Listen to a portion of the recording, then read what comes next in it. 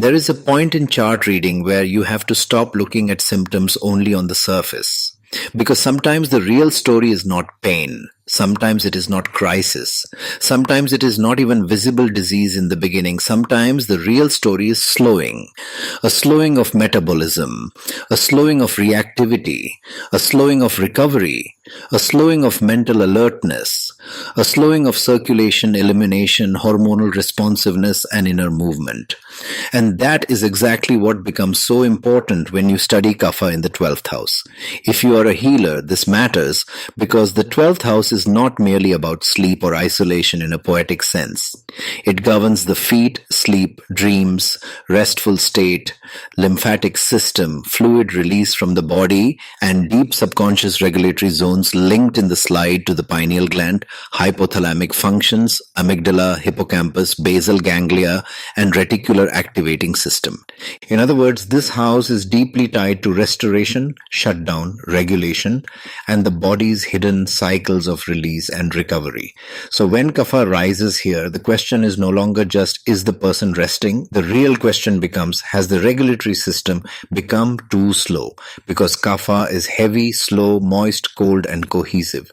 Those qualities are necessary for stability and repair. But when they increase too much in the 12th house, rest becomes excessive and stagnation develops. The slide puts it beautifully. Rest stops being renewal and starts becoming stagnation. That single principle can change the way you read an entire chart.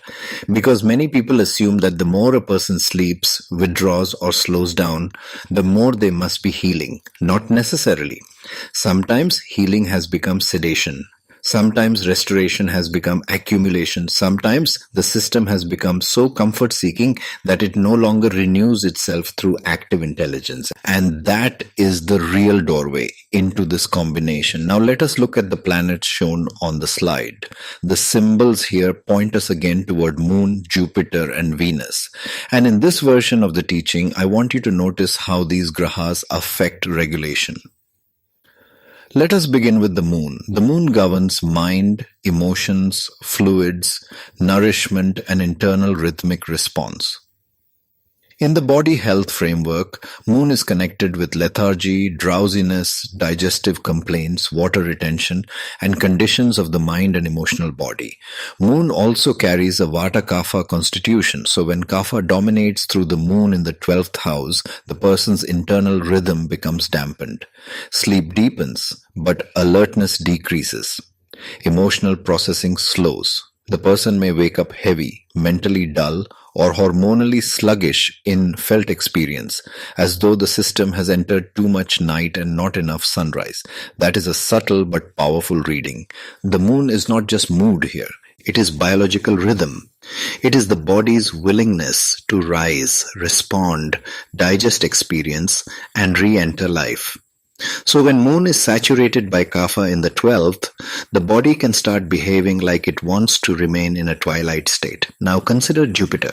Jupiter is a natural Kapha graha. It expands, accumulates, nourishes, and builds. In the health framework, Jupiter is linked with fat, sweet tendencies, lymphatic and circulatory congestion, and general excess growth or accumulation patterns.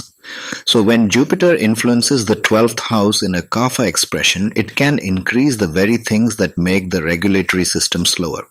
Heaviness, metabolic dullness, fluid retention, excess sleep, low movement, and a tendency for the person to normalize internal congestion. This is where the hormonal regulatory expression becomes so interesting. Because the slide describes patterns like slowed metabolism, insulin resistance tendencies, reduced stress reactivity, excess melatonin-like sedation, and hypothyroid style slowing patterns.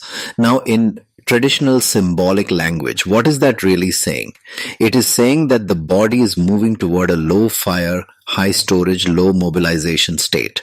That is Jupiter Kapha in a hidden house.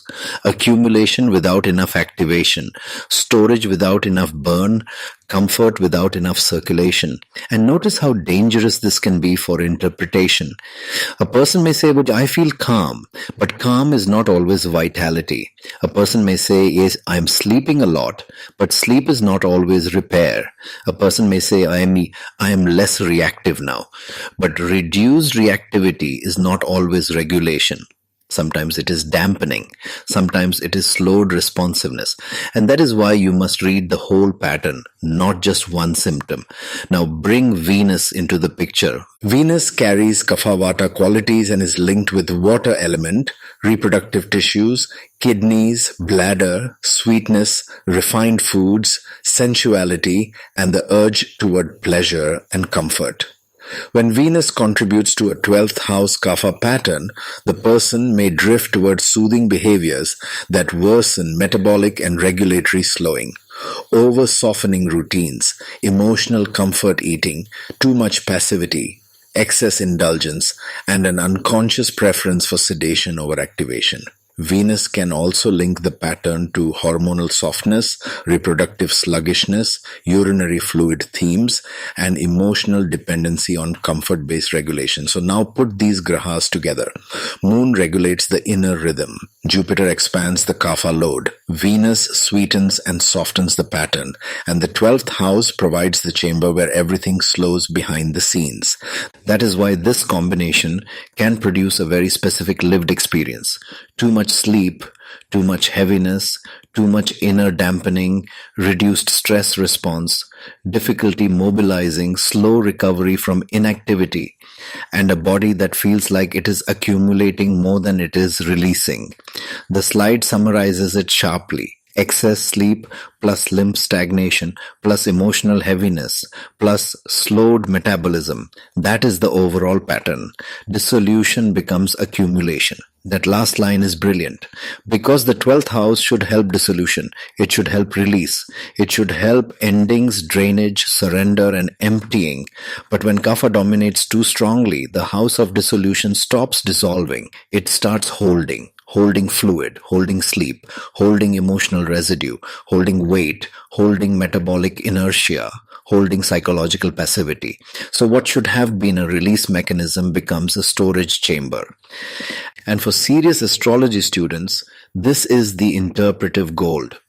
You are not just reading the 12th house. You are reading the failure of release through excess Kapha. That is the difference between a generic reading and a sharp one. Now let me make this even more practical for healers.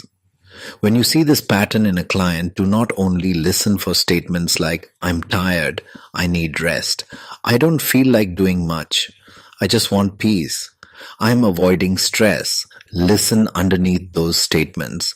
Ask, has the body become too sedated to respond? Has stress reduction become motivational flattening? Has rest become metabolic slowing? Has emotional comfort become physiological stagnation? Those are much better questions because the person may not present as sick. They may present as soft, calm, private, withdrawn, comfort-oriented, low reactive. But behind that may be a system losing fire. That is why the slide includes slowed metabolism and insulin resistance tendencies. In symbolic language, that points to a body shifting towards storage over transformation. And transformation is what gets lost when Kapha overwhelms the 12th house. Now, the deeper spiritual lesson here is also worth understanding. The 12th house is often treated as a moksha house. And yes, that is true. But moksha is not numbness. Surrender is not sedation. Peace is not stagnation. Detachment is not endocrine dullness. So do not romanticize this pattern. A person may appear surrendered when in reality they are simply slowed down. A person may appear peaceful when in reality they are underactivated. A person may appear deeply inward when in reality they are metabolically and emotionally submerged. That is why this combination deserves respect. Moon can make it feel natural. Jupiter can make it feel justified. Venus can make it feel pleasant. And that is exactly why it can persist. So the next time you see a strong 12th house Kapha signature with Moon, Jupiter or Venus carrying the pattern, do not just ask whether the native is resting. Ask whether the native is still regulating well. Ask whether the native is releasing well. Ask whether the native is transforming experience well. Ask whether the native is alive in the system. or merely sedated inside it? That question can change everything.